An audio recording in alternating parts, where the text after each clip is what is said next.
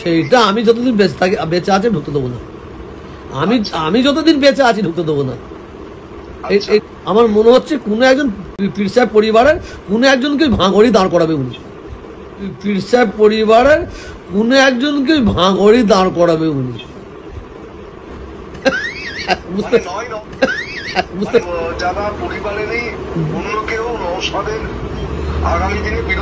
দাঁড়াবে, হ্যাঁ, এই খেলা 100%। বাইরে আমি দাঁড়িয়ে যেভাবে মানুষের কথা বলছি, ওরা চাপে পড়ছে, সেই জন্য হয়তো টার্গেট করছে। তবে এই টার্গেট করে কিছু লাভ হবে না। এটা মুসলিম সমাজ কবে বুঝবে যে মুসলিমদেরকে নেতা হিসাবে মানতে চায়? কেন আইএসএফ কে টার্গেট করবে না, এটা ভাবতে হবে আপনাদেরকে। আইএসএফ এসে বঞ্চিত মানুষের কণ্ঠ হয়ে চিৎকার করছে। একজন বিধায়ক যেভাবে এই 4 বছর বিভিন্ন বাধা বিপত্তিকে উপেক্ষা করে, লোভ, লালসা, মিথ্যা মামলা সবকে উপেক্ষা করে, জেল উপেক্ষা করে যেভাবে লড়ে যাচ্ছি বিধানসভার মধ্যে, বিধানসভার বাইরে, স্বাভাবিকভাবে ওরা চিন্তিত। সেই জন্য আইএসএফ ওরা টার্গেট করছে। আর ভাঙড়কে টার্গেট করার একটা অন্যতম কারণ হচ্ছে, ভাঙড়ে ওরা এয়ারপোর্টের ওদের একটা অভিশন দিয়ে আছে। আমি এয়ারপোর্ট সংক্রান্ত বিষয়ে আমি মামলা, মানে বিধানসভায় এই ধরনের একটা প্রশ্ন আমি রেখেছিলাম। দুর্ভাগ্যের বিষয়, আমার প্রশ্ন এখনো পর্যন্ত বিধানসভায় আসেনি। সেখানে হ্যাঁ এয়ারপোর্ট করব কি না, জমি নেব না, এই কথা কিছুই বলেনি। ওদের মধ্যে একটা গভীর ষড়যন্ত্র আছে ভাঙড়কে নিয়ে। তার ফলে আমাকে হারাবার জন্য ওরা উঠে পড়ে লাগবে। তো আর আমি মানুষের জন্য কথা বলি, দলিত আদিবাসী মুসলমানের কথা বলি, ফেক এসটি এসসি সার্টিফিকেট নিয়ে বিধানসভায় সোচ্চার হচ্ছি। ওবিসি নামে মুসলমানদেরকে যেভাবে পেরেশানি করা হচ্ছে, রাজ্য সরকারের ব্যর্থতার জন্য ওবিসি মামলা, ওবিসি সার্টিফিকেট গুলো বাতিল হলো, এর কথা বলছি। রমজান মাস ফলের দাম এই সময় দ্বিগুণ হয়ে যায়, এই বিষয়ে ওখানে চর্চা করছি, দাম কমাতে হবে। আবাস যোজনা নিয়ে কথা বলছি, যে দুর্নীতি হচ্ছে, সমস্ত বিষয়টা তুলে দিচ্ছি। ফলে ওদের একটা দাঁড়িয়ে যেভাবে মানুষের কথা বলছি, ওরা চাপে পড়ছে, সেই জন্য হয়তো টার্গেট করছে। তবে এই টার্গেট করে কিছু লাভ হবে না। যে তৃণমূল সরকার সংখ্যালঘুদের ভোটের উপরেই তাদের সরকার বেঁচে রয়েছে, অথচ নেতৃত্বের ক্ষেত্রে মুসলমানদের মাত্র 3 জন। এটা মুসলিম সমাজ কবে বুঝবে যে মুসলিমদেরকে নেতা হিসাবে মানতে চায় না, মুসলমানদেরকে লাঠিয়াল হিসাবে, ভোট ব্যাংক হিসাবে রাখতে চায়। নেতা হয়ে উঠলেই ওদের অসুবিধা হয়ে যাবে। হিসাব যদি 30% মুসলিম ধরে, আমি 2011 সেন্সাসে 27%, কিন্তু মুখ্যমন্ত্রী বিধানসভা একদিন বলেছিল 30 to 33%। আমি 30% যদি ধরি হিসাবে, কিন্তু 33 জনের মধ্যে 9 কম করে 9টা মুসলিম হওয়া দরকার ছিল। কিন্তু দুর্ভাগ্যের বিষয়, সেখানে ধর্মীয় মুসলিম নাম হিসাবে মাত্র 3 জন পাওয়া গেছে। তবে 3 জন আর 30 জন মুসলমান দিয়ে কাজ হবে, এটাও আমি বিশ্বাসী নয়। প্রকৃত যারা কাজ করে তাদেরকে কি দেওয়া হচ্ছে, এটা আমি আর প্রশ্ন আমার থেকে যাচ্ছে। মানে মুসলিম সমাজে অনেকে বলছেন যে আরএসএস কে খুশি করতেই কি মুসলিমদের সে একাধিক পদক্ষেপ নিয়েছে মমতা ব্যানার্জি। এনকাউন্টার করে মারলো সাজ্জাক আলী, এনকাউন্টারের উপর ধামা চাপা দেওয়ার চেষ্টা হলো। আমি তো বলেছি ওটা বিচার বিভাগে তদন্ত হলে ধরা যাবে, ওটাকে প্ল্যান মাফিক মারা হয়েছে আরএসএস কে খুশি করার জন্য। আরএসএস কে খুশি করার জন্য একাধিক প্রকল্প নিচ্ছে মমতা ব্যানার্জি। আপনি এটা ওদের একটা পার্ট হতে পারে। আমাকে একটু জায়গা দাও। ওকে আরো তো হাইলাইট করে দেন। তাহলে আমরা করে চেক কার হাইলাইট করে দেন। না তো বলতে আমাদের তো বলতে হবে। তুমি তো এতক্ষণ ধরে ওর কাছে নিলে না ওটা তৈমিরের কাছ থেকে। তাহলে কারণ ভিডিও করে নিয়ে গেলে সমস্যা হয়। কেন আমরা এটা বন্ধ করে দেব। ওটা স্ট্রাইক মারলে তো হবে, আপনি যদি না মানেন তাহলে অসুবিধা হবে। কেন স্ট্রাইক না, যখন 1 লক্ষ হবে তখন ওটাকে চ্যালেঞ্জ সেটা কোনো ব্যাপার না। একটু আমি এখানে বসে দিই।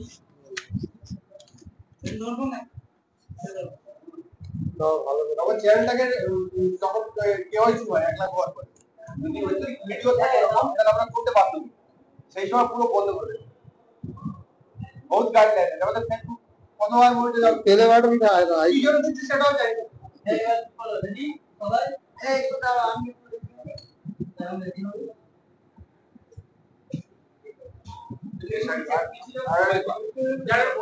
হ্যাঁ একটা আমারটা স্টার্ট করে দাও। ওটা তো ভালো হবে। খেলা হবে করে পুরো জিনিসটা খেলাতেই চলে গেছে। আমরা আসলে আর খেলা টেলা আমরা দেখতে চাই না। আমরা পশ্চিমবঙ্গের মানুষের এবারে পশ্চিমবঙ্গে আসল বিষয়গুলোর উপর দৃষ্টিপাত করুন। উনি খেলা থেকে বেরিয়ে এসে এবারে বাস্তবে ফিরে আসুন।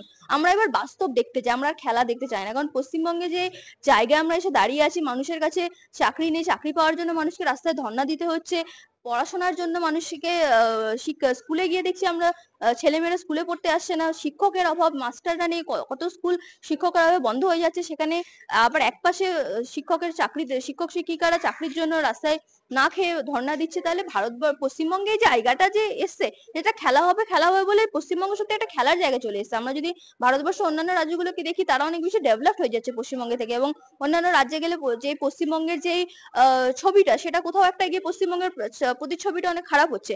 আমরা ওমেন এম্পাওয়ারমেন্ট নিয়ে কথা বলছি, আমাদের পশ্চিমবঙ্গে মহিলারা সুরক্ষিত, আমাদের মহিলাদের তাদের কর্মসংস্থানে মহিলারা সুরক্ষিত না, কর্মস্থলে মহিলা সুরক্ষিত না। আমরা পশ্চিমবঙ্গে অনেক বড় ঘটনা এরা কয়েকদিন আগে দেখলাম। তাহলে এই খেলা হবে বলে পশ্চিমবঙ্গকে একটা খেলার জায়গায় না নিয়ে গিয়ে আমাদের অনুরোধ, পশ্চিমবঙ্গকে বাস্তবে পশ্চিমবঙ্গের উন্নয়ন নিয়ে ভাবুন। আপনি পশ্চিমবঙ্গের মানুষের উন্নয়ন নিয়ে ভাবুন এবং মানুষের অধিকার নিয়ে ভাবুন, যাতে মহিলারা সুরক্ষিত থাকে, শিশুরা সুরক্ষিত থাকে, যুবকরা কাজ পায় এবং স্কুলগুলো যাতে খালি না পড়ে থাকে, এবং শিক্ষা নিয়ে ভাবুন। আজকে আমি সংবাদ মাধ্যমে দেখেছি যে উচ্চ মাধ্যমিকে 3 লক্ষ পরীক্ষার্থীর সংখ্যা কমে গেছে। তাহলে এইগুলো নিয়ে আমাদের ভাবা দরকার যে কেন পরীক্ষার্থীর সংখ্যা কমে যাচ্ছে, কেন মানুষ স্কুলে যাচ্ছেন, এবং যদি শিক্ষার প্রাইভেটাইজেশন হচ্ছে তাহলে কেন হচ্ছে। নিশ্চয়ই সরকারি স্কুলের মান এতটা নিচে নেমে গেছে যে মানুষ সরকারি স্কুলে বাবা মারা ছেলে মেয়েদের পাঠাতে সাহস পাচ্ছে না। কারণ আমরা সরকারি স্কুলে পড়াশোনা করে আমরা জীবনে প্রতিষ্ঠিত হয়েছি, এবং সেই শিক্ষা আমরা এখনো পর্যন্ত আমরা নিজেদেরকে সেই জায়গায় মনে করে, সেই যোগ্যতার সাথে আমরা পড়াশোনা করে বড় হয়েছি যে আমরা সরকারি স্কুল থেকে পড়াশোনা করে আমরা কম্পিটিশনে সেই জায়গায় নিজেদেরকে কম্পিটিটিভ তৈরি করতে পেরেছি। কিন্তু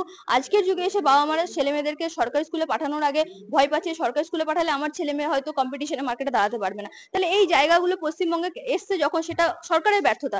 কারণ সরকারি স্কুল যখন ব্যর্থ জায়গায় গিয়ে পৌঁছেছে, সেটা সরকারকে তার দায়বদ্ধতা নিতে হবে। তাহলে এই জায়গাগুলো নিয়ে ভাবুন। খেলা হবে বলে পশ্চিমবঙ্গের একটা খেলনা বানাবেন না। 2026-এ আমরা দেখছি যে আজকের অভিষেক বন্দ্যোপাধ্যায় তিনি ডেডলাইন বেঁধে দিলেন যে 215টা সিটে তোমাদের আবার ক্ষমতায় আসবে।